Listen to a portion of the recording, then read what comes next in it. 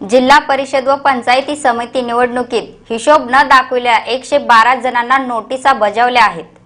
जिल्हा परिषद पंचायत समिती निवडणूक लढवलेल्या 112 जणांनी निवडणूक कार्यालयाकडे खर्च सादर केला नाही।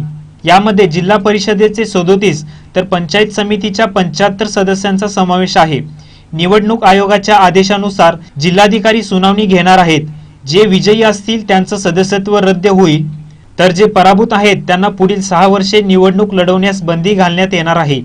जिल्हा परिषदेच्या 37 उमेदवारांमध्ये उत्तर सोलापूर तालुक्यातील 8, माळशिरस तालुक्यातील 13, मंगळवेढा तालुक्यातील 4, दक्षिण सोलापूर तालुक्यातील 6, मोहोळ तालुक्यातील 3 तर अक्कलकोट, करमाळा व माढा तालुक्यातील प्रत्येकी एका उमेदवाराने खर्च सादर केला नाही। मंगळवेढा तालुक्यातील लक्ष्मी दहिवडी गटातून निवडणूक लढवलेल्या अनुराधा लक्ष्मण ढोबळे यांचा यात समावेश आहे। पंचायत समिती निवडणूक लढवलेल्या उमेदवारांपैकी 75 जणांनी खर्चाचा हिशेब सादर केला नाही।